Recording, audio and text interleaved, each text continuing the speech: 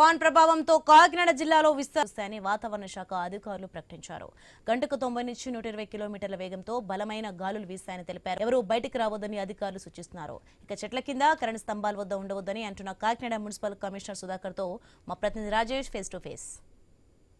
వాయుగుంటలతో భేటీగా ఉన్నారు. అయితే ఇప్పటికే ఇటు సైక్లోన్ కంట్రోల్ రూమ్ కూడా ఏర్పాటు చేసిన పరిస్థితి ఇక్కడ పరిస్థితి కనబడుతుంది. అయితే ఇప్పటికే ఎవరైతే AP CM Chandrababu, deputy CM Pawan Kalyan ఇబ్బంది కలగకుండా ఎక్కడైనా ఒక ఎలక్ట్రిసిటీ ప్రాబ్లం వచ్చినా, మరోపక్క వాటర్, అలాగే ఎవరైతే లోతట్టు ప్రాంతంలో వారిని ఇప్పటికే అధికార యంత్రాంగాన్ని కూడా ఒకవేళ కరెంట్ ప్రాబ్లం కానీ లేకపోతే చెట్లు కానీ ఎక్కడ పడిపోయినా దానికి సంబంధించి అసలు వారు సన్నిహితంగా ఏ రకంగా ఉండాలి దానిపై అయితే ఇప్పటికే ఏర్పాటు చేసిన పరిస్థితి. ప్రస్తుతం మన వద్ద ఎవరైతే మున్సిపల్ కమిషనర్ సుధాకర్ కూడా ఉన్నారో వారిని అడిగి మరింత సమాచారం కూడా చేద్దాం.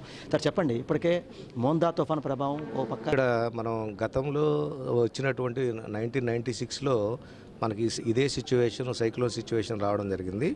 అప్పుడు ఎఫెక్ట్ అయిన ఏరియాలు, అప్పుడు ఉన్నటువంటి షెల్టర్స్ను దృష్టిలో పెట్టుకొని మనకు ఇప్పుడు రిహాబిలిటేషన్ సెంటర్స్ మనం గుర్తించడం జరిగింది.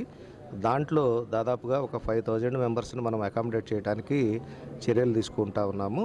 అయితే పెట్టుకోవడం జరిగింది. ఇఫ్ నెసరీ దానికి ట్రాన్స్పోర్టేషన్ ఎవరైతే మన పబ్లిక్ ఉంటారో వాళ్ళకి ట్రాన్స్పోర్టేషన్కి ఇబ్బంది లేకుండా ద్వారా మనం ప్రొక్యూర్ చేసుకోవడం జరిగింది. ఒక 20 బస్సుల కోసమని ఒక 10 వ్యాన్స్ కూడా క్రమంలో ఆ ఇనండేషన్ ప్రాంతాలకు వెళ్ళటం కూడా కష్టమైన పరిస్థితుల్లో జరిగింది. ప్రధానంగా చూసుకుంటే అంటే ఎక్కడైనా అంటే లోతట్టు ప్రాంతాలు కానీ లేకపోతే ఎలక్ట్రిసిటీ సంబంధించి ఇబ్బందులు కానీ ఎక్కడైనా చెట్లు పడిపోతే అటువంటి దానికి వెంటనే యాక్షన్ తీసుకోండి, ఎటువంటి ఏర్పాటు చేస్తారు? తప్పకుండా అదేమవుతుందంటే ఎన్డీఆర్ఎఫ్, ఎన్డీఆర్ఐ, తర్వాత మన ఫారెస్ట్ డిపార్ట్మెంటు, తర్వాత ఫైర్ డిపార్ట్మెంటు, మున్సిపాలిటీ ఇవన్నీ కూడా కోఆర్డినేషన్తో పనిచేసి మొత్తం మీద 84 దాకా మనకు పవర్స్ మిషన్స్ దాన్ని ఆపరేట్ చేసేటువంటి టెక్నీషియన్స్ కూడా మన దగ్గర ఉన్నారు. ఈ 15 ట్రాక్టర్స్ అప్పటికీ మనం ఎదుర్కోవడానికి సిద్ధంగా ఉన్నాము. మనకు మెన్ అండ్ మెషినరీ అన్నీ కూడా అవైలబిలిటీలో పెట్టుకోవడం జరిగింది. కాకపోతే ప్రజలు తెలుసుకోవాల్సింది ఏంటంటే దయచేసి ఎవరు కూడా ఈ యొక్క తుఫాను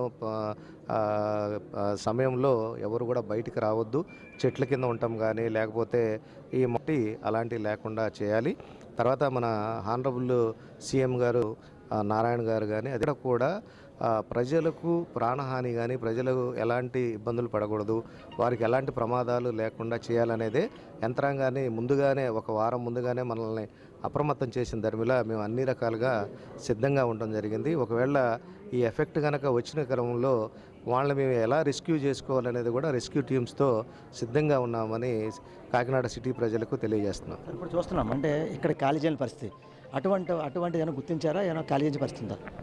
తర్వాత టెంపరీ రిహాబిలిటేషన్ సెంటర్కి తీసుకురావడానికి చర్యలు ఎవరైతే ఉన్నారో వాళ్ళందరూ మాత్రం మనం ఖచ్చితంగా వాళ్ళని బలవంతంగానైనా అంటే ఎటువంటి ఆస్తి నష్టం, ప్రాణ నష్టం జరగడం అయితే అంటే ఎటువంటి ఇబ్బంది కలగకుండా లోతట్టు ప్రాంతాల్లో ఉన్న ప్రజానికాన్ని తీసుకురావడానికి కూడా ఇప్పటికే పూర్తిగా ఏర్పాట్లు చేశామని చెప్పి ఎవరి కెమెరా పర్సన్ సతీష్తో రాజేష్, న్యూస్ కాకినాడ జిల్లా కాకినాడ నుంచి.